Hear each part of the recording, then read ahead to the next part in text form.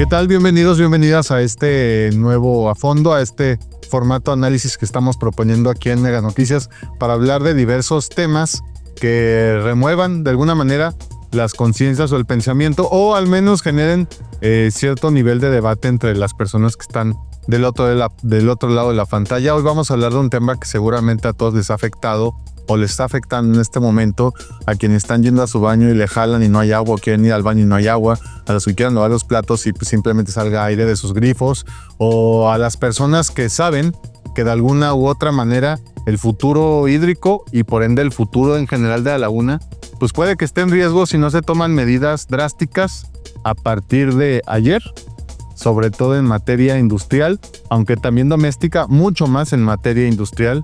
Y para eso vamos a hablar de un tema histórico, una lucha civil, una lucha de la sociedad civil organizada que por la vía jurídica está poniendo pues entre las cuerdas, de alguna manera, a dependencias federales para que por fin y finalmente hagan todo lo que sea necesario para rescatar el acuífero lagunero, es decir, el almacén de agua para el futuro y también para el presente de toda la región.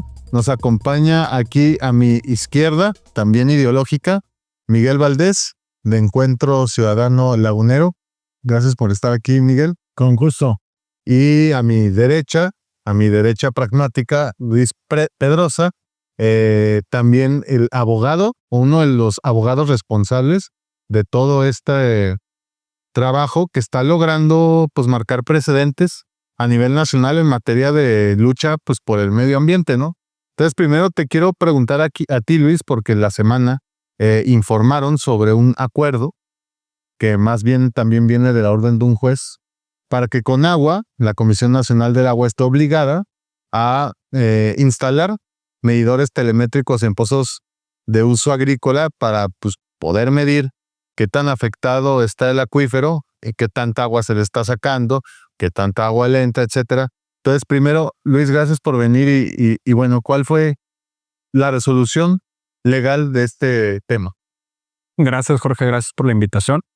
Y sí, mira, como lo comentamos en el boletín informativo que compartimos el día de ayer, los quejosos y la Comisión Nacional del Agua, puntualmente el organismo de Cuencas Centrales del Norte, arribamos a un acuerdo que derivó de una mesa de diálogo que venimos teniendo desde el mes de octubre del año pasado. Y en ese acuerdo, entre una de las cosas, está este punto que mencionas, que es la obligación de la Comisión Nacional del Agua, puntualmente el organismo, de adquirir e instalar 200 medidores telemétricos en pozos para uso agrícola. La finalidad de esta primera medida, esto va a ser una primera etapa, es, como bien lo comentaste, tener una medición real y certera, sobre todo en tiempo real, del volumen de extracción que se está aprovechando en estos pozos, ¿no? ¿Por qué de uso agrícola? Bueno, como lo señalan efectivamente los documentos oficiales, el uso agrícola es el que tiene el mayor porcentaje de explotación del acuífero, aproximadamente el 82%. Entonces, atendiendo a ese porcentaje de extracción, es por lo que se decidió hacerlo en estos pozos, ¿no? Prácticamente de ahí nace esta obligación por parte de la Comisión. Que entiendo, también es como una muestra que podría determinar más o menos el nivel de daño que tiene, Miguel, te pregunto, pues el acuífero principal, que entiendo así se le llama, de la región lagunera, y que también podría ayudar a empezar a estudiar a fondo y con datos más puntuales, más modernos, cómo estamos en materia hídrica, ¿no? Que entiendo no estamos muy bien. Sí, definitivamente. Hay dos medidas muy claras del perjuicio.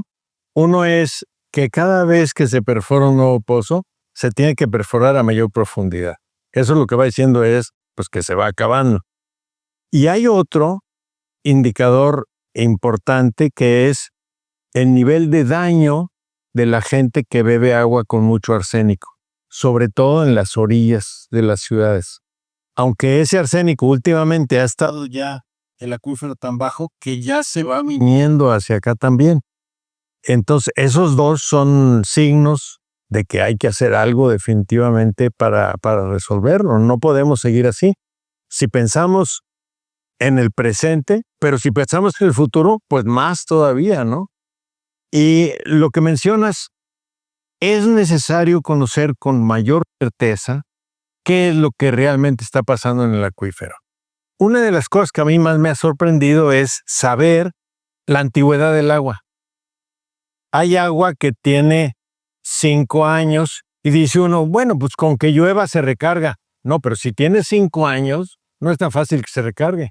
Pero hay otra que tiene 10, hay otra que tiene 100, hay otra que tiene 1000 y más de 1000. Entonces, no con una lluvia se va a recargar el acuífero.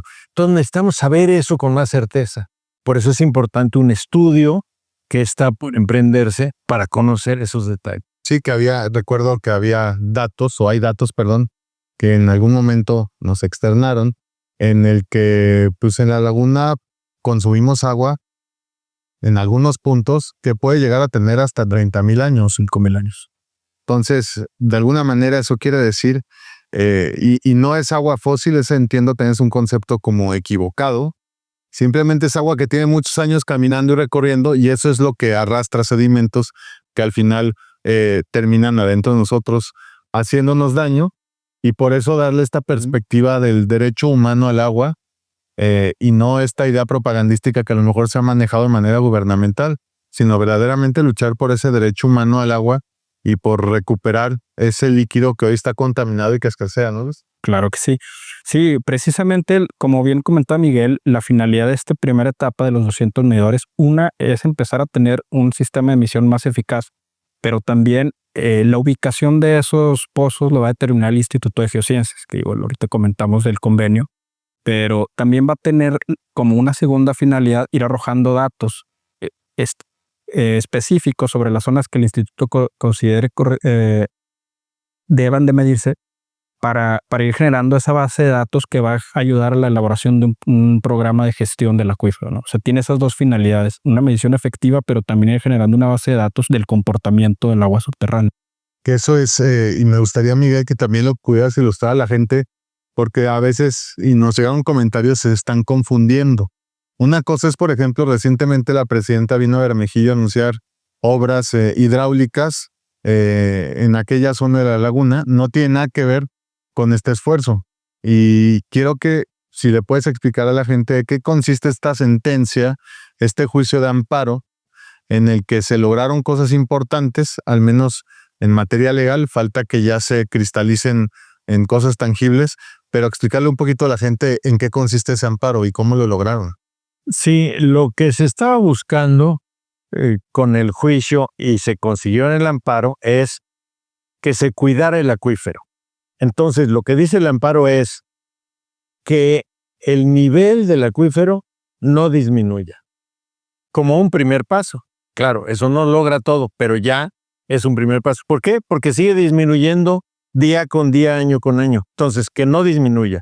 Y en ese amparo se especifica con claridad que hay esa instrucción. Derivado de eso, la Conagua lo primero que determinó es, pues no es posible que se sigan perforando más pozos y no está permitiendo tampoco que los pozos que tienen un cierto periodo de duración de permiso para extraer, que no puedan prorrogarse esos plazos. ¿Para qué? Pues para decir, espérate tantito, mientras sabemos toda la gravedad y todo lo que hay que hacer, por lo pronto, que las cosas no empeoren más. Entonces, ese es un logro de parte del amparo que atrajo la Suprema Corte de Justicia, que consideramos excelente. Y las autoridades obligadas son la Semarnat, Conagua a nivel nacional y Conagua, Cuencas Centrales del Norte, de aquí regional. Y ellos son los que tienen que responder ante esto. Y se les obliga a presentar un programa y un subprograma de trabajo de cómo le van a hacer para avanzar en esa dirección. Y ahorita estamos en esa parte, ¿verdad? Dentro del programa, qué debería contener y cómo. Como dice Luis, ahorita hemos estado pudiendo platicar porque en el sexenio anterior ni siquiera platicar podíamos. Simplemente portón cerrado, se acabó, nada.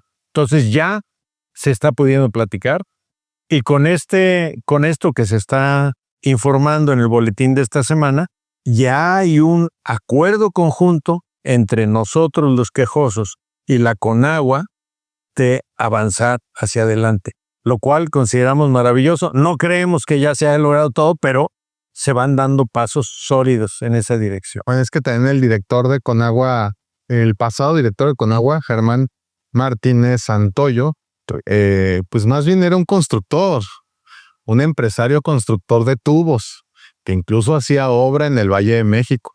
Ahí está el parque del lago de Texcoco, ahí intervino en Cutzamala su empresa y tal.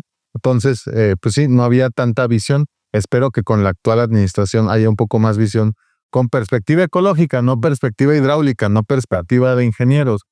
Pero te quiero preguntar, Luis, entiendo, parte de este amparo también frenó, suspendió de alguna manera la ampliación de concesiones de agua. ¿Esto sigue así? ¿Sigue suspendido o ya se habilitó? Zafar. Mira, jurídicamente en el acuífero existía un decreto de veda, que eso significa que nuevas concesiones no puede haber desde hace muchos años. Nosotros en el amparo manifestamos que a pesar de ese decreto de veda se siguieron otorgando concesiones. Eso lo demostramos con oficios en respuesta a solicitudes de información pública. Y eso fue considerado en la sentencia. Como bien lo menciona Miguel, una de las primeras medidas que adoptó el juez fue evidentemente no emitir más concesiones, pero las concesiones que actualmente ya se encuentran vigentes, suspender las prórrogas. Es decir, las concesiones tienen una vigencia. Antes de que termine su vigencia, los concesionarios tienen el derecho a prorrogar su concesión, y actualmente están suspendidas los trámites de prórroga que tenemos entendido, según los datos de la Comisión Nacional, son aproximadamente 400.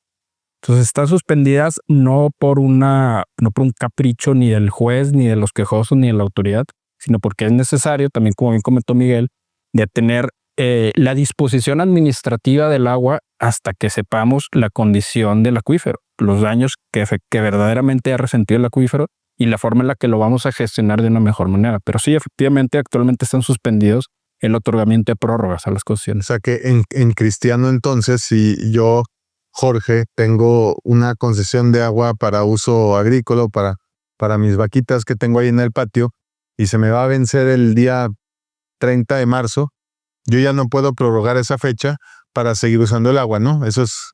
Y así es, y entonces debo de suspender la extracción del agua. Esa es la idea. Ahora, las estadísticas están muy claras de la cantidad de agua que se ha venido extrayendo durante mucho tiempo, excediendo lo que se consideraba recarga del acuífero. Desde antes estábamos mal. Entonces, pues ya ahí tiene que haber un momento que digamos, a ver, alto, vamos a tratar de poner una verdadera solución. Ahora, ¿qué tienen que hacer puntualmente con Agua y Semarnat? O sea, ¿en qué consiste este proyecto que deben realizar en conjunto? ¿O qué piden más bien como organizaciones? Sí, ahorita una cosa que nos parece importante es tener un conocimiento de realmente cómo está la situación de la cuenca.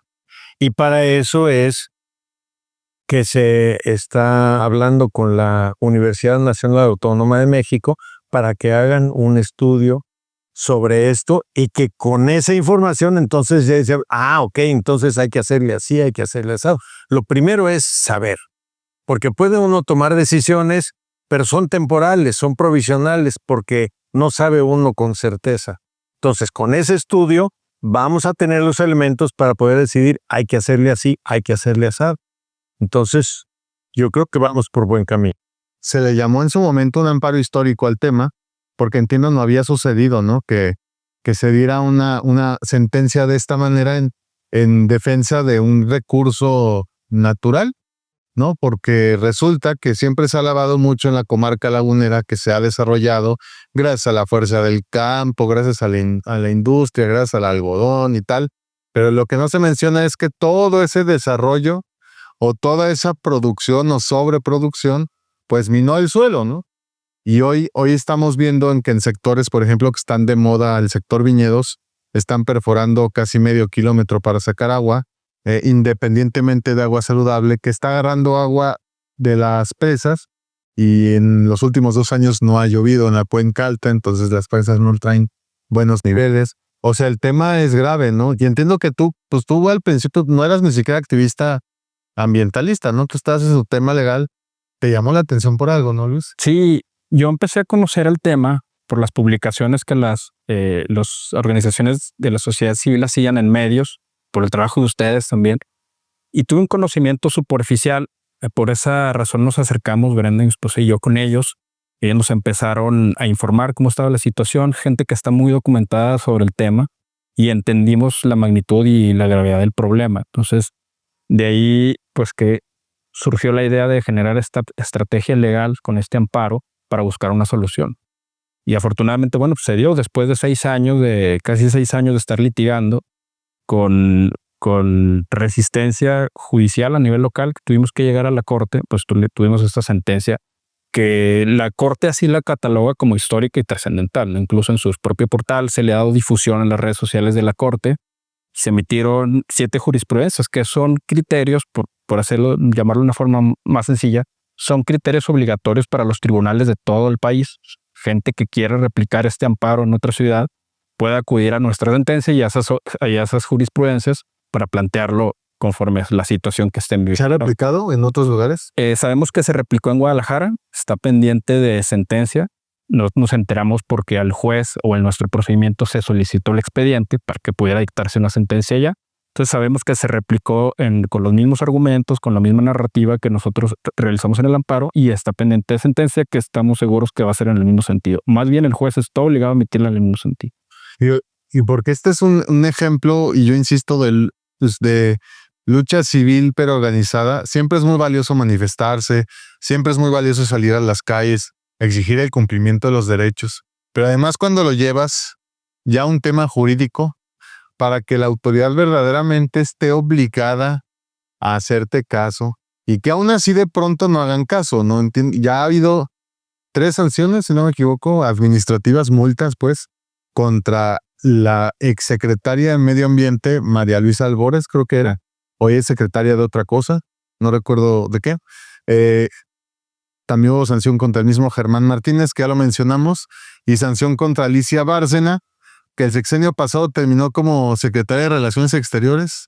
Hoy secretaria de Medio Ambiente, también ya recibió su multa, porque simple y sencillamente no le hacen caso a un juez. Si uno no le hace caso a un juez, creo que sea uno cristiano, pues un pedestre como yo, pues me voy al bote, ¿no? Es desacato. Sí. Entonces, acá todavía hay como un tema, ahí te una multita, hazles caso, ¿no?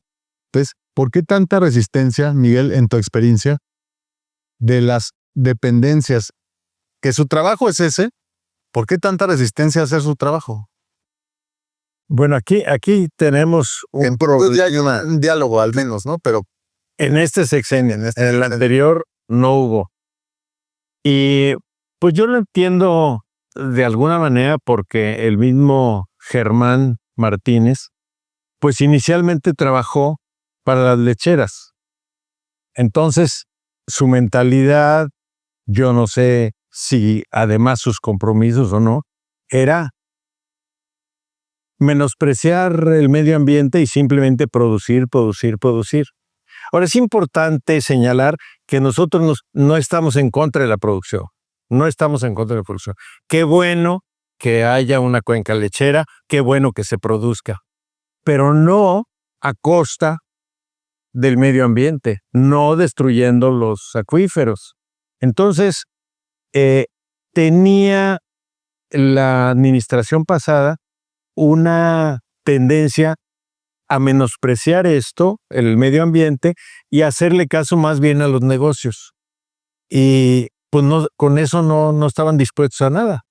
Ahora da toda la impresión, y los diálogos que hemos tenido lo señalan, de que hay un verdadero interés en el medio ambiente, en el cuidado del acuífero, y nosotros decimos ya era hora. Pero antes gritábamos, marchábamos, como tú dices, protestábamos, sacábamos boletines y no sucedía nada.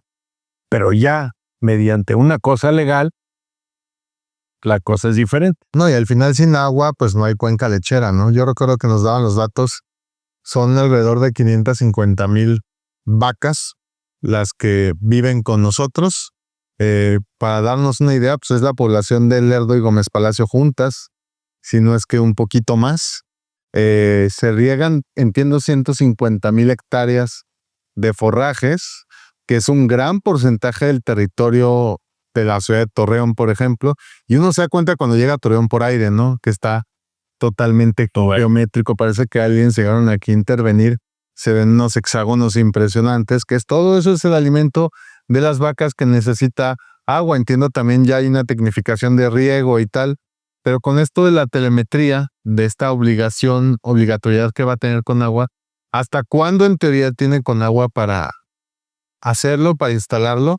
¿Y qué pasaría si no cumplen con el plazo? Bueno, conforme el acuerdo que le presentamos al juez, la primera etapa es para agosto. En agosto tienen que estar adquiridos e instalados los 200 medidores. En caso de que no se cumpla, el acuerdo que presentamos al juez, repite, de forma conjunta, está firmado por nosotros y por el director del organismo. En ese acuerdo se señaló que esos compromisos se consideran actos en cumplimiento de sentencia.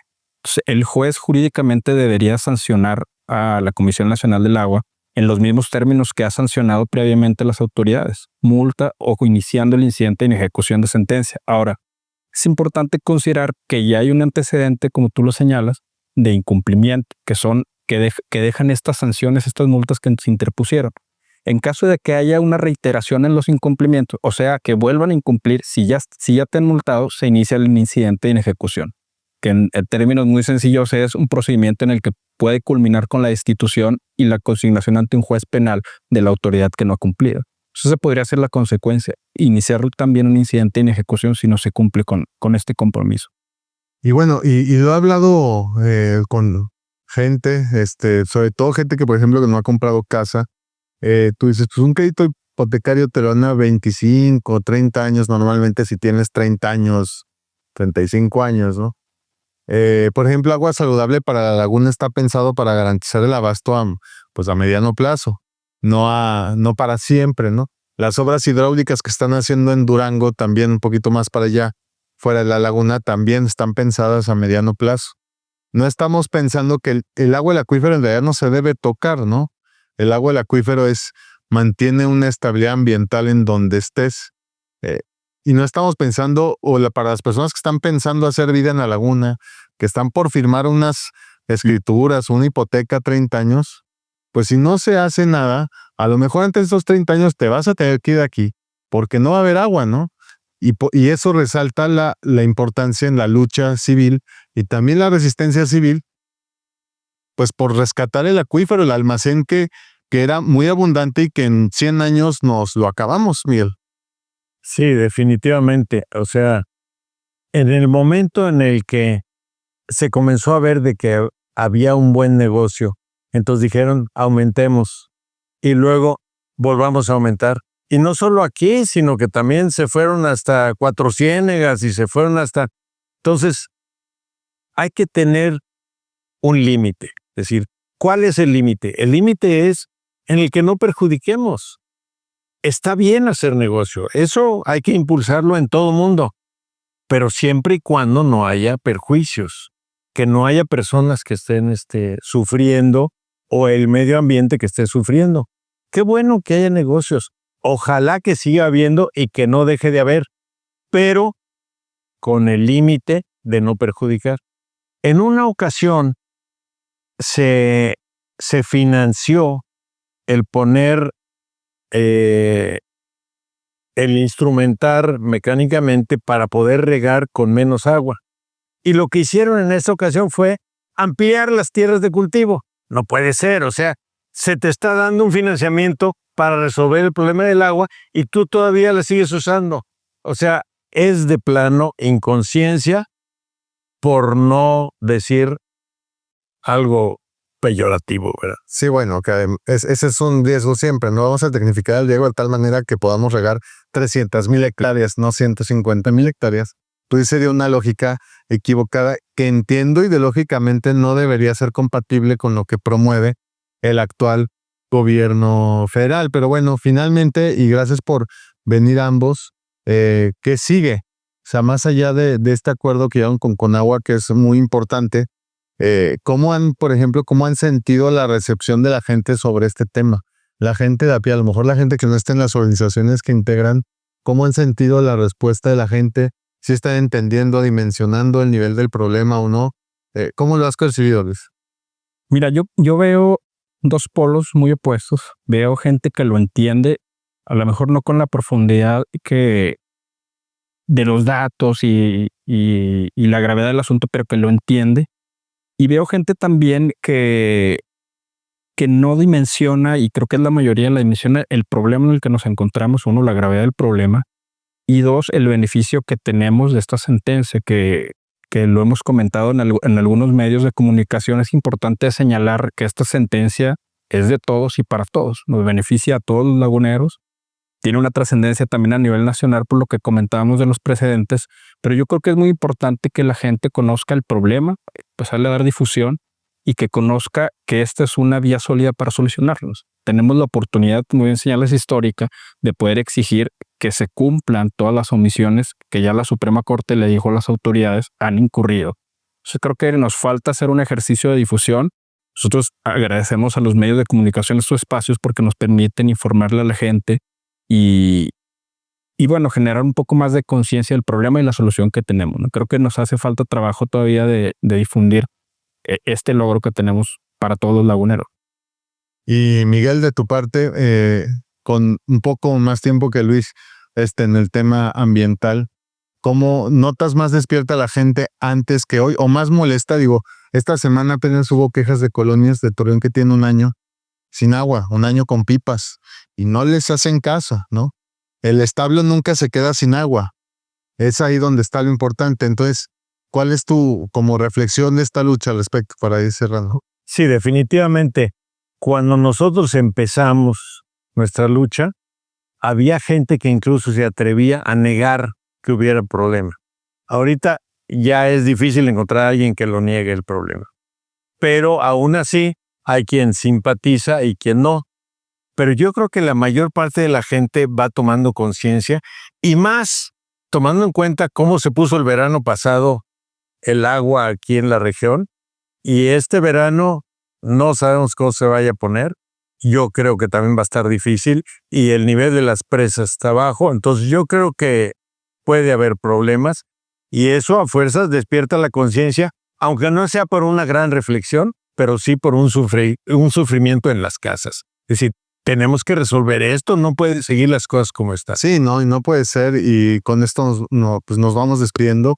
No puede ser que en una casa de 120 metros cuadrados, 100 metros cuadrados, tengas tinaco arriba, tinaco enterrado, un hidroneumático y una bomba afuera para poder abrir el grifo y lavar un plato. Eso es inconcebible, pero eso pasa en la laguna, es muy normal, es muy normal. Es más, yo creo que son los menos de los que no tienen esa instalación, seas rico, pobre o clase media. Y regar las banquetas, veo uno gente regar las banquetas y dice uno, por favor. Sí, aventando el agua al concreto, sobre todo en el centro de la ciudad de Torreón se ve mucho eso. En fin, malos hábitos también domésticos, pero definitivamente pues el 80% y tantos % del recurso pues es para las vaquitas. Claro. Entonces creo que hay que darle más a los humanos y menos a las vacas. A lo mejor podríamos comer menos vacas también para que se compense, pero bueno, es otro tema. Gracias por sintonizar este programa a fondo. Seguiremos tocando en diversos espacios aquí en Mega Noticias el tema del desastre hídrico en la región y en el norte del país.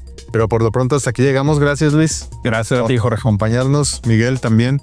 Y sigan el trabajo de Encuentro Ciudadano Lagunero, organización que representa aquí Miguel, de Prodefensa del NASAS y de Desarrollo Carlista para el Campo Lagunero, que son las 3 organizaciones que están luchando y que lograron que la Suprema Corte le dijera con agua y a Semarnat, pónganse a trabajar, que en la laguna está acabando el agua. Entonces, gracias por vernos y pues nos estaremos encontrando la semana que entra.